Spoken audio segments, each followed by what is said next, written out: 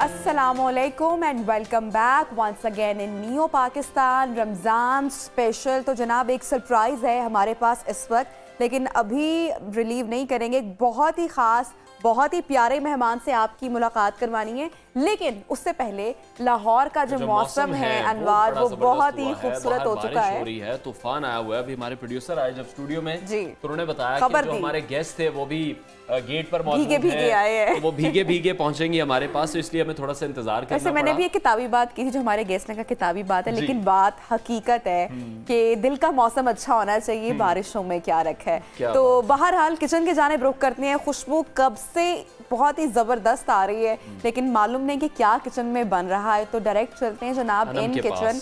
अनम शेख हमारे साथ हैं। अस्सलाम वालेकुम, गुड इवनिंग। और साथ साथ मैं तारुफ कराना चाहूंगा, सुपीरियर कुलिनरी से हमारे साथ मौजूद होंगे मुस्तफ़ा तासीर, जिन्होंने आज हमें ज्वाइन किया है और डेली सुपीरियर के कुलिनरी स्कूल से हमारे साथ कुछ गेस्ट नए स्टूडेंट्स होंगे। बिल्कुल वो हमारे पास स्टूडेंट्स जो हैं वो डेली आते रहेंगे। Over to you Anam. जी अनवार और नबीहा, आज हम अपने किचन में, मुस्तफ़ा भी हैं मेरे साथ, और आज हम किचन में बेसिकली बनाने जा रहे हैं, चाइनीज़ बनाएंगे और चिकन मंचूरियन बना रहे हैं, साथ में एग फ्राइड राइस है जो कि बनेंगे डालडा ऑयल के अंदर। और ड्रिंक हम बनाएंगे आज जो ऑरेंज मिंट जूस बनाएंगे, क्योंकि मैंने कहा जाते हुए ऑरेंज को पकड़ लेते हैं और उनके साथ जो है जूस बना लेते हैं। तो यहाँ पे मैंने थोड़े से राइस को रेडी करके रखा हुआ है, अगर आप कहें तो एक क्विक रेसिपी उसकी दे दूँ। मुझे पहले बताएं मुस्तफ़ा ने आपकी क्या हेल्प की है किचन में?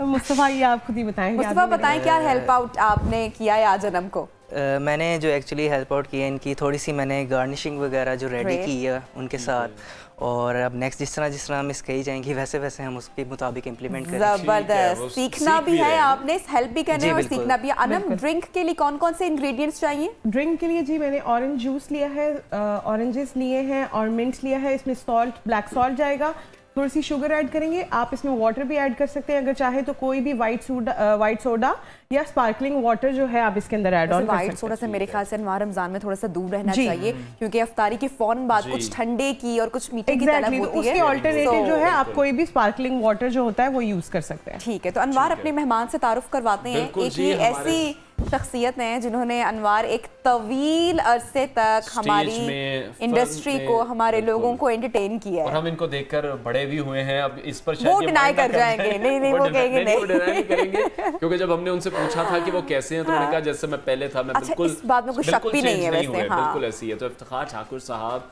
जो हमारे पाकिस्तान का फख्र हैं, हमारी स्टेज इंडस्ट्री का फख्र हैं, लेजेंड हैं, और पाकिस्तानी फिल्म का एक बड़ा नाम है, तारुफ की तो जरूरत ही नहीं है, कोई जरूरत नहीं है। और जिस तरह से अभी जो रिसेंटली काविशें की जा रही हैं उनकी जानिब से, उन पे हम लाजमी डिस्कशन करेंगे। इफ्तिखार साहब अस्सलाम वालेकुम, वेलकम टू द शो, कैसे हैं आप? वालेकुम अस्सलाम व रहमतुल्लाहि व बरकातहू। सबसे पहले तो मैं बड़ा शुक्रगुजार हूँ कि आपने मुझे याद किया है और बड़ा ही खूबसूरत सेट लगाया हुआ है। Thank you so much. और इस दौरान इस दुनिया के अंदर ये चैनल जो है वो दीन की खिदमत करता है। अल्लाह पाक इनको अजर अजीम अता फरमाए। आमीन। ठाकुर साहब, किस तरीके से आपका हर साल रमज़ान गुजरता है और इस मर्तबा कैसे गुजरता है? आई एम श्योर जो टीवी के स्क्रीन के लोग होते हैं उनकी मसरूफियत, उनका पहला काम टीवी ही होता है, लोगों को एंटरटेन ही करना होता है, लेकिन फिर भी जानना चाहूँगी कि इस बार क्या मसरूफियात हैं? देखिए जी, मैं 11 महीने तो काम करता हूँ, रमज़ान में मैं काम नहीं करता। अच्छा, शुरू से? बिल्कुल नहीं करता शुरू से, इसलिए कि मेरे जो वाइफ और मेरे जो बच्चे हैं ना जी, वो सहरी बनाते हैं, अफ्तारी नहीं बनाते। आप उनकी हेल्प करते हैं फिर? अफ्तारी मैं बनाता हूँ। यही बताना अफ्तारी आप बनाते हैं और अफ्तारी ठाकुर साहब क्या इसकी वैसे वजह क्या, कोई खास रीजन, कोई एक थॉट आई होगी, कुछ सोचा होगा? क्या सोचा आपने? यूजुअली मर्द हजरात तो बस ऑर्डर ही कर रहे होते हैं घर में कि ये। देखिए मेरे 4 बच्चे माशाल्लाह, वो हमने आपस में तकसीम किए होते हैं कि 2 की ड्यूटी शहरी में है, मामा के साथ है, 2 की ड्यूटी मेरे साथ है। जबरदस्त। तो वो मज़ा आता है, बड़ा एंजॉयमेंट है ये। घर में एक जैसे बड़ा मेरे घर का बहुत अच्छा माहौल है, अल्हम्दुलिल्लाह दीनी माहौल है। मेरे बच्चे जो हैं वो कुरान तफसीर और तर्जमे के साथ पढ़े हुए हैं। मेरी वाइफ ने पढ़ाया उनको, क्योंकि वो तफसीर और तर्जमे के साथ पढ़ी हुई थी। तो घर का माहौल ऐसा है कि 6 लोग हैं हम और पूरी ज़िंदगी इंजॉय करते हैं मज़े से, बड़ा प्यार करते हैं एक दूसरे से, एहतराम करते हैं। प्यार तब तक नहीं हो सकता जब तक एहतराम ना हो, क्योंकि एहतराम पहले होगा तो फिर प्यार हो सकता है, मोहब्बत हो सकती है।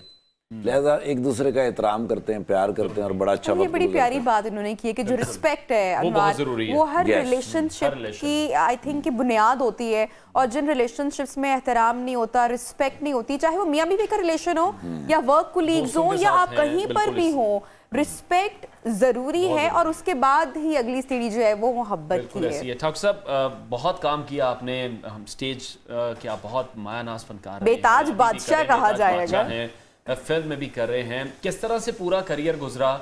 और अभी मैं स्पेशली जानना चाहूँगा जो आपने फिल्में बनाने का सिलसिला एक शुरू किया है इंडियन एक्टर्स के साथ, और आप मोस्ट प्रॉब्लली ज़्यादातर यूके में इसकी शूटिंग होती है, उस पर मैं चाहूँगा आप थोड़ी सी रोशनी डालें। असल में ना जी, पाकिस्तान के अंदर 1011 या 12 सिनेमा थे। जब फिल्म इंडस्ट्री जवाल की तरफ चली गई तो ये सिनेमा भी ख़त्म होते चले गए। अब पाकिस्तान के अंदर जो है वो सिनेमे हैं 102, उनमें जो डिजिटल हैं वो 96 हैं। अगर 96 स्क्रीनों पे फिल्म लगेगी, क्योंकि फिल्म का बजट आज वो नहीं है, वो बिल्कुल फिल्म का बजट अब जो है ना ये वो 35 से 60 करोड़ रुपए की फिल्म बनती है, और ये पैसे 102 स्क्रीनें तो पूरी कर नहीं सकती। फिर जो टेक्नोलॉजी है वो बहुत आगे चली गई है। सिर्फ साउंड पे अगर हम चले जाएं तो 7.1 का साउंड है जो दुनिया में चल रहा है। हमारे यहाँ वो टेक्नोलॉजी अगर कोई समझता है कि नहीं है तो वो अंधेरे में है। हमारे पास पाकिस्तान के अंदर दुनिया की वो सारी टेक्नोलॉजी है जो हॉलीवुड के पास है, जो बॉलीवुड के पास है, जो तामिल के पास है, सेम वही हमारे पास है। सिर्फ उसको यूटिलाइज करना है कि वो किस तरह आप उसको इस्तेमाल करेंगे और जो दुनिया के अंदर टेक्नोलॉजी चल रही है उसके लेवल पे खड़े हो जाएंगे। अच्छा, एक रिसेंटली बड़ी अच्छी काविश भी की गई, हमारी जो मूवी बनाई गई मौला जट, पूरी दुनिया में उसको पसंद भी किया गया और एक अच्छी, बहुत अच्छी एफर्ट भी थी। बहुत सारे लोगों ने देखा, उसकी तारीफ की और बहुत सारा इस मूवी ने तो हम क्यों इस तरह की मूवीज इतनी क्यों नहीं आती लग गया उस मूवी को भी। 300 करोड़ रुपए वो लेकर आई है जी, 300 करोड़। ये मैं आपको बता रहा हूँ, जो यूरोप, इंग्लैंड इस साइड पे लगी है, अभी जो है वो शायद चाइना में लगने जा रही है जी। और आपको पता नहीं इस बात का अंदाजा है कि नहीं कि पूरी दुनिया के अंदर 24,784 स्क्रीनें हैं और सिर्फ चाइना के अंदर 27,000 स्क्रीनें हैं। यानी पूरी की मार्केट सबसे, यानी कि जब बहुत बड़ी मार्केट है। यानी अगर कोलैबोरेशन के साथ हम चलें चाइना के साथ ही, सिर्फ बाकी पूरी दुनिया को भी छोड़ दें, तो भी हम अगर 100 करोड़ की फिल्म बनाएं तो हम 800 करोड़ रुपए ला सकते हैं। ठीक है। अगर पूरी दुनिया में लगाते हैं तो यूरो, पौंड, डॉलर, ये सारे के सारे इस मुल्क में आ सकते हैं। लेकिन क्या है कि यहाँ मेरा नहीं ख्याल कि मैंने कभी किसी से पूछा हो कि आज कल्चर मिनिस्टर कौन है तो उसने जवाब दिया हो। होता ही नहीं, होते ही नहीं है। अगर चलो कभी हुआ भी सही तो कल्चर का मिनिस्टर वो होता है जिसने एग्रीकल्चर पढ़ा होता है, उसको जाना चाहिए जरा यूनिवर्सिटी में कहीं काम करना। हमारे यहाँ कोई चीज ऐसी नहीं है जो राइट जगह पे राइट मैन हो। ठाकुर साहब, हमारे यहाँ देखिए बहुत सारा टैलेंट पैदा हुआ है। अगर हम बात करें, हमारे स्टेज की ही बात करें, आप हो गए और बेतहाशा नाम हो गए। सिंगर्स आप हमारे देखने, गुलकार इंडिया जाते हैं, वहाँ पे उनकी मूवीज़ में गाने गाते हैं। एक्टर्स हमारे यहाँ से वहाँ जाते हैं पसंद।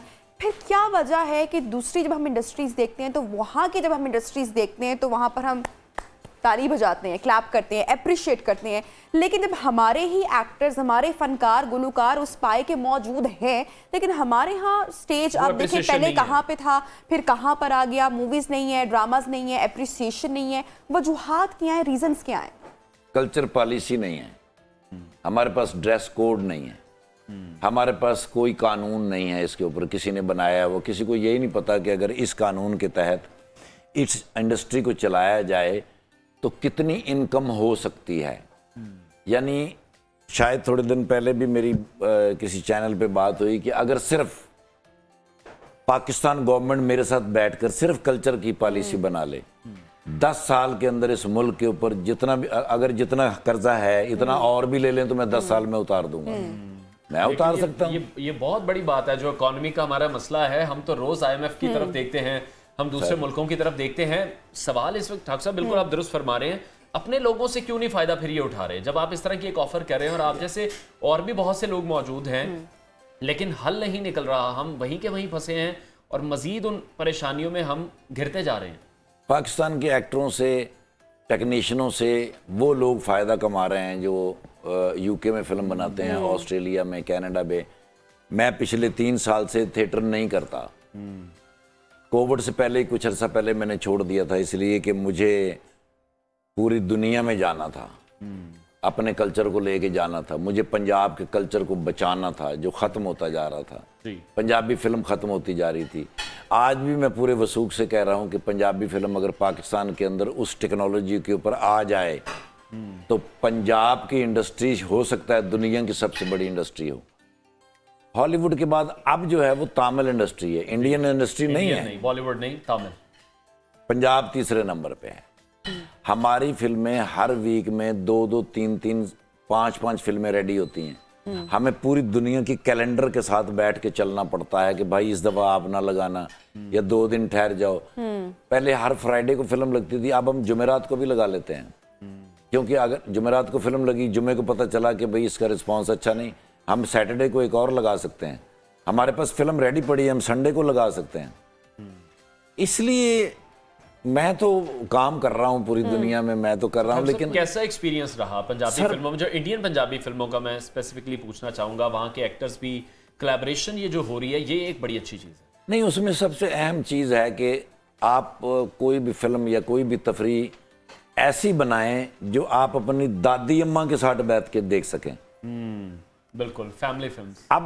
अब शायद हो सकता है कि 20 में से 5 लोग सिनेमा जाते हों, जो 10, 15, 20 लोग हैं जो घर के अंदर हैं वो टेलीविजन के ऊपर लगा लेते हैं फिल्म।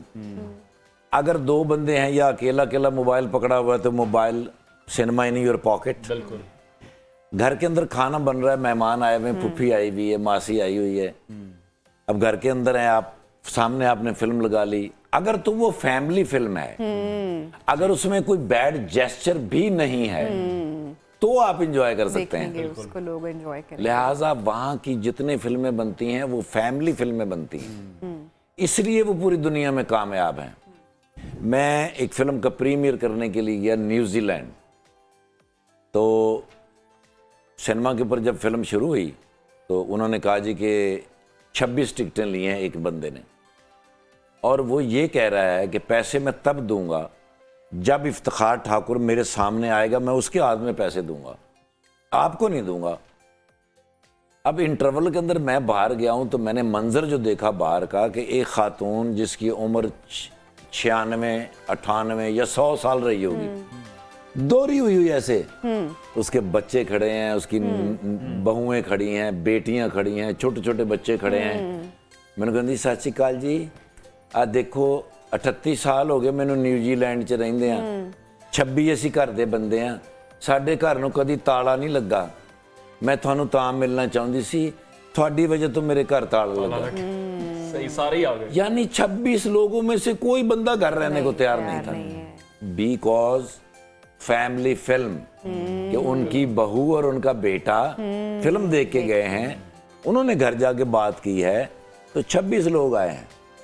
अब अगर आप जिस तरह की फिल्में हम बनाते हैं जी, माफ कर दीजिएगा बुरी बात है, अपने मुल्क के लिए ऐसा नहीं कहना चाहिए, 2 मोटरसाइकिल वाले आते हैं घर से चोरी, दाता दरबार का कह के फिल्म देखते हैं आके और चुप करके चोरी से निकल जाते हैं। अगर ये फिल्म बना लेंगे तो क्या होगा, एक गाड़ी में 5 लोग आएंगे, अम्मी भी आ जाएगी, दादी भी आ जाएगी, बेटी आई हुई है, साथ 2 बच्चे आए हुए हैं, पार्किंग पूरी भर जाएगी फैमिलियों से, और फिल्म का बजट जो है वो भी आपको वापस आ जाएगा, आप अगली फिल्म के लिए तैयार हो जाएंगे। सो स्क्रिप्ट की स्क्रूटनी। ठाकुर साहब, लास्ट टाइम फिर क्या वजूहात हुई जब मेरी आपसे न्यू पाकिस्तान में बात हुई थी, जिस मूवी का तस्करा अनवार भी अभी कर रहे हैं, I am sure it must be a great experience, बहुत अच्छा रहा होगा दोनों तरफ से भी, तो फिर क्यों हमारे यहाँ इस मूवी को बैन करने की बातें हो रही हैं? जैसे हम दूसरे माफियाज की बात करते हैं तो हमारी इंडस्ट्री में भी फिर कोई माफिया मौजूद है कि हम अपनी ही मूवीज़ नहीं लगाना चाहते इन सिनेमा, क्या वजह है? वो यहाँ के जो प्रोड्यूसर एसोसिएशन के लोग थे या यहाँ जो पुराने लोग थे, उनको ना मुझ पर गुस्सा बहुत था कि जो काम हम नहीं कर सक रहे या हमें नहीं आता, ये क्यों करता है और ये क्यों करता है, उनको मुझ पर गुस्सा है, क्यों करता है। तो उनके हाथ में है सारा सिस्टम। वजीर तो नहीं कि आप अकेले करते हैं और वो कह रहे हैं मैं नहीं साथ रख रहे। हाँ, ये भी हो सकता है कि अकेला मैं इसलिए करता हूँ कि वो मशवरे देते हैं, सिफारिश। देखिए एक कैरेक्टर है उसमें, मुझे सोनम बाजवा चाहिए, मैं तो जाऊंगा उसके पीछे कनाडा, मैं तो उसके घर के बाहर खड़ा हो जाऊंगा जाकर कि मुझे आप चाहिए, चाहे आप 100 करोड़ लेती हो। ये साथ वाला जो बंदा मेरे होगा ना, जिससे मैं बात करता हूँ, वो कहेगा यार छाड़ दे, मेरी एक वाकिफ है कुड़ी। वो ये सिफारिशी बंदा, ये कैरेक्टर के ऊपर जो कॉम्प्रोमाइज करना, ये मैं नहीं कर सकता सर, मैं नहीं कर सकता। अच्छा डॉक्टर साहब, ये तो हम मूवीज की बातें कर रहे हैं और बड़ी दिलचस्प गुफ्तगू भी हो रही है, लेकिन कुछ आपकी ज़ाती ज़िंदगी की बातें और इफ्तिखार ठाकुर कौन है, ये जो हम्बलनेस में आप में देख रही हूँ, झुकाव देख रही हूँ, या जो आपकी कामयाबी है, क्या ऐसा गुण है जो आप शेयर करना चाहेंगे हमारे देखने वालों के साथ? नहीं, वो तो अल्लाह सिम डाले तो सिग्नल आते हैं। बंदा का ज़ाती नहीं कुछ होता, ज़िंदगी के तजुर्बात होते हैं। मैं ना बहुत अरसा तक पाकिस्तान के जो एक्टर हैं ना जी, इनके इंटरव्यू सुनता रहा। कोई भी नहीं कहता था मैं वहाँ से पढ़ के आया हूँ। बाकी मैं जितने भी इंटरव्यू सुनता था, उनमें वो कहता मैं फलानी एकेडमी से पढ़ा हूँ, मैं रोशन तिंजा से पढ़ा हूँ, मैं फलान। मेरे दिल में सवार, दिमाग पे सवार हो गई ये बात। ये 96-97 की बात है। तो मैंने सरतोड़ कोशिश की कि मैं किसी तरीके न्यूयॉर्क फिल्म एकेडमी कर लूँ। मैंने नाइफा के बारे में सब पढ़ा हुआ था, करता करता पहुंच गया वहां पे जाके 97 के अंदर 7 मई को। मैं ऑफर आपकी जानिब से हुकूमत को दी गई है, हम ये चाहेंगे कि हुकूमत इस पर जरूर काम करे, इस पर फोकस जरूर रखे। बिल्कुल। प्रोग्राम में लेते हैं ब्रेक और ब्रेक के बाद गुफ्तगू को आगे बढ़ाएंगे, साथ में।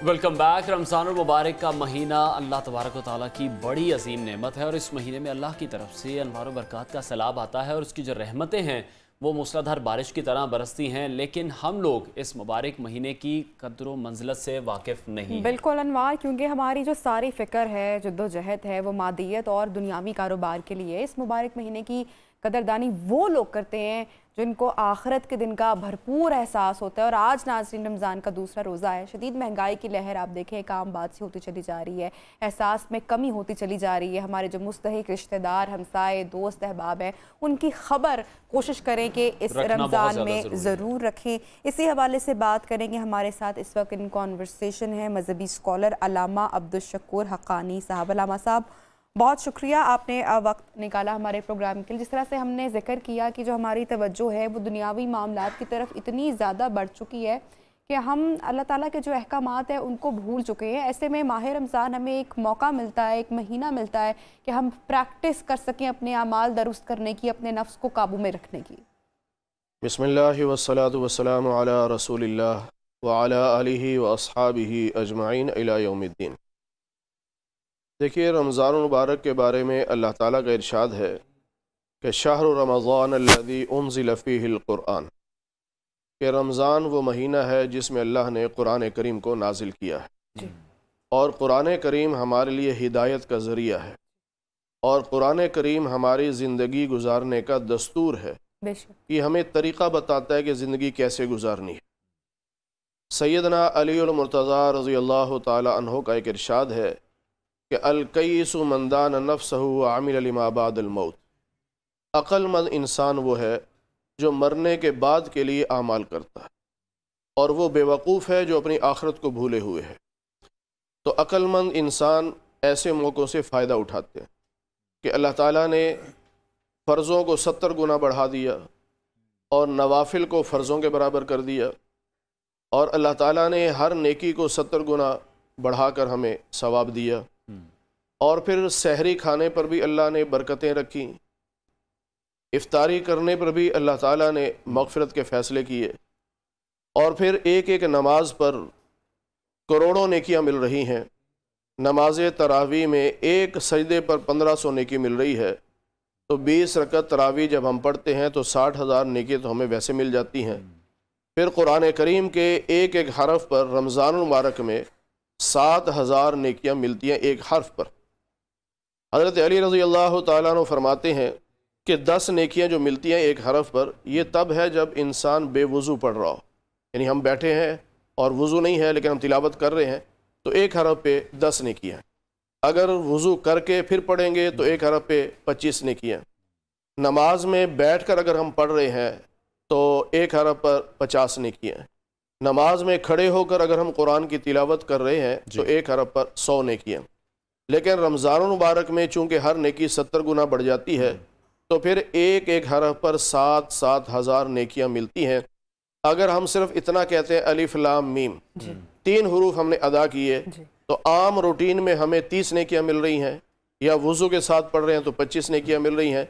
लेकिन रमज़ान मुबारक ऐसा बाबरकत महीना है कि सिर्फ 3 हर्फ अदा किए बमुश्किल 10 सेकंड में नहीं लगे और 21,000 नेकियां अल्लाह ताला ने हमें अता फरमा दी। क्या बात। तो ये तो बरकतों और रहमतों का महीना है, और अक्लमंद इंसान वही है जो इस महीने में अपने अल्लाह को राज़ी कर ले।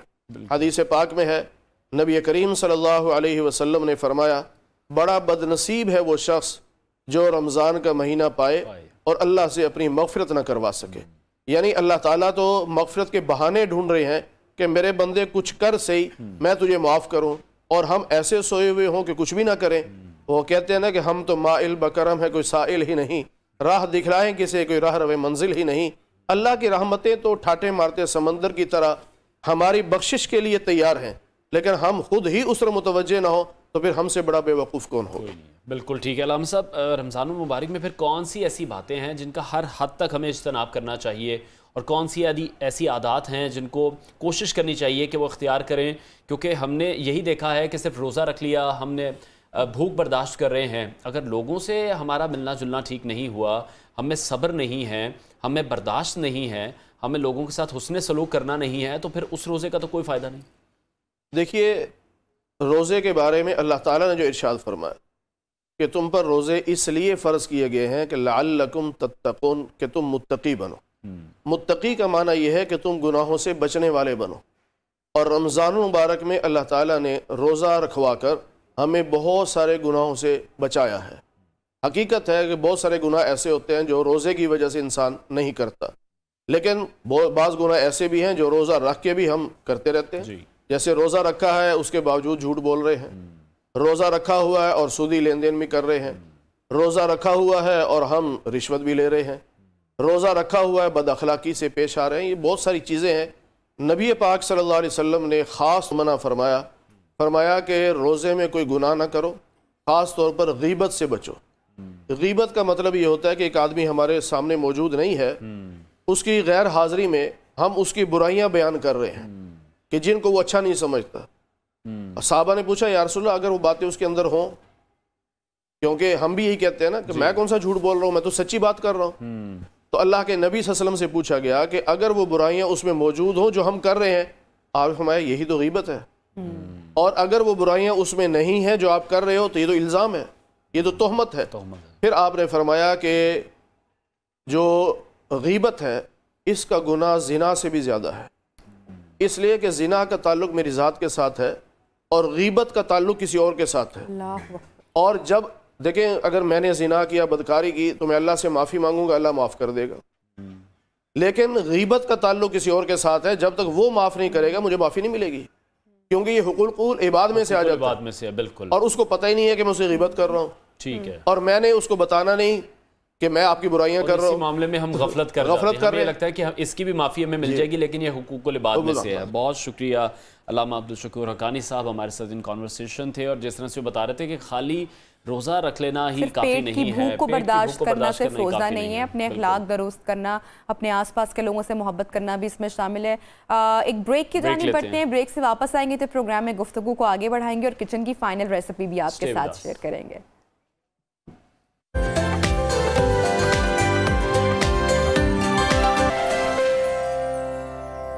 Welcome back. New Pakistan Ramzan special transmission में खुशामदीद कहते हैं, और प्रोग्राम अपने बिल्कुल ख़त्म को पहुंच रहा है, तो चलते हैं आपको लिए किचन में, और वहां पर अनम से भी ज़रा गपशप करते हैं और रेसिपी भी जानते हैं। जी नबीहा, जैसे कि जूस की रेसिपी मैं ऑलरेडी आपके साथ शेयर कर चुकी हूँ, तो अब मैं आपके साथ जो है चिकन मंचूरियन की रेसिपी शेयर कर लेती। तो उसके लिए मैंने बोनलेस चिकन लिया था तकरीबन 1 kg के करीब और इसको छोटे क्यूब्स में कट कर लिया था।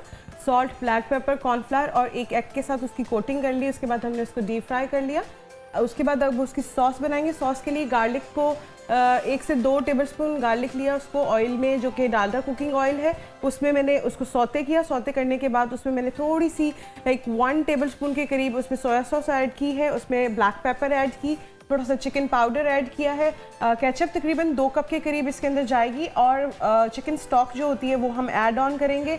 उसके बाद मैं इसको कॉर्नफ्लावर के साथ थोड़ा थिक करूँगी, 2 टेबलस्पून कॉर्नफ्लावर के साथ, और जो फ्राइड चिकन है हम उसके अंदर वो ऐड कर देंगे और इसको 1 से 2 मिनट सिर्फ स्टर करेंगे तो हमारा चिकन मंचूरियन जो है वो रेडी हो जाएगा। और उसके बाद जी कंटिन्यू। उसके बाद जी एग फ्राइड राइस की रेसिपी। एग फ्राइड राइस के लिए राइस लिए थे मैंने 1 kg के करीब। 7 to 8 एग्स थे, उसको हमने बीट करके स्क्रैम्बल एग की फॉर्म में क्रिएट कर लेना है। उसके बाद डालडा कुकिंग ऑयल लेना है, उसको तकरीबन 3 टेबलस्पून के करीब, उसमें हम एग्स को सौते करेंगे। सौते करने के बाद उसमें ग्रीन अनियंस ऐड करेंगे, सॉल्ट, ब्लैक पेपर, थोड़ा सा चिकन पाउडर डालकर उसके बाद राइस डाल देंगे, ग्रीन अनियंस ऐड करेंगे, ऊपर से उसकी गार्निश करेंगे। 2 से 3 मिनट का ही दम लगाएंगे सिर्फ, क्योंकि राइस जो है वो हमने कंप्लीट बॉईल किए होंगे। अनम, बहुत ही खिले खिले खूबसूरत से चावल, आपने उनकी प्रेजेंटेशन बहुत अच्छी की है। अच्छा, सबसे ज़्यादा मज़ा अनवार किचन की रेसिपीज़ का ये आता है कि प्रेजेंटेशन के जो नित नए तरीके होते हैं ना, वो देखने को मिलते हैं। ख़वातीन जब उसको घर में फिर लगाती हैं ना दस्तरखान पर या डाइनिंग टेबल पर, तो देखने वाले करता है। बिल्कुल ऐसी है। अच्छा, मुस्तफ़ा तासीर भी हमारे साथ मौजूद हैं, सुपीरियर कुलिनरी स्कूल से उन्होंने हमें ज्वाइन किया हुआ है, स्टूडेंट है वहाँ पर। मुस्तफ़ा, आपसे मैं जानना चाहूँगा क्या सीख रहे हैं, कितना डिफरेंट आप देख रहे हैं सुपीरियर के स्कूल को? एक्चुअली जो स्कूल ऑफ कुलिनरी आर्ट्स है ना, उसको सबसे पहले तो मेरा ज्वाइन करने का जो पर्पस था वो यही था कि सुपीरियर ने पहली बार पाकिस्तान में एक डिग्री लॉन्च की, क्योंकि आज से पहले डिग्री कोई भी नहीं कुलिनरी आर्ट्स में करवा रहा था। जिसका सबसे बड़ा बेनिफिट ये है कि अब हमारी जो इंडस्ट्री है ना, मोस्टली शेफ़ वर्किंग आती है, बट स्टडी डाउन होने की वजह से ना वो थोड़ा अब ग्रेट लेवल पे नहीं जा सकते। ठीक है। तो इसका ये बेनिफिट है कि ये आपकी एक प्रोफाइल अच्छी बना देगा और ऐसी ऐसी हमें चीज़ें भी सीखने को मिलती हैं जो यू नो के बहुत डिफरेंट है। 10 इयर्स एक्सपीरियंस करने वाला पर्सन जो लेता है वो हम शायद इस क्राइटेरिया में सीख रहे हैं। ठीक है। तो कितनी देर का प्रोसेस है ये, कितनी देर का कोर्स है? अच्छा, ये 4 ईयर डिग्री प्रोग्राम है, तो 4 साल का है। और इसमें एक बेनिफिट ये है कि 3 ईयर ये आपको स्टडी करवाते हैं और जो फाइनल ईयर है वो आपको मार्केट में गुजारते हैं ताकि आपका प्रैक्टिस भी 3U1M 3U1 सुपीरियर का बेसिक प्रोग्राम है। मुस्तफ़ा ये बताएगा, ये जो स्टीरियोटाइप है हमारे यहाँ थोड़ा सा कि इस जॉब को लेकर भी कि शेफ की भी टाइम का जनाब, कोई भी बंदा, मैं वही जानना जा रही थी, लेकिन कोई बात नहीं, कल इस हवाले से बात करेंगे। तो इंशाल्लाह कल आप लोगों से मुलाकात करेंगे। अपना बहुत सारा ख्याल रखिए। अल्लाह हाफिज।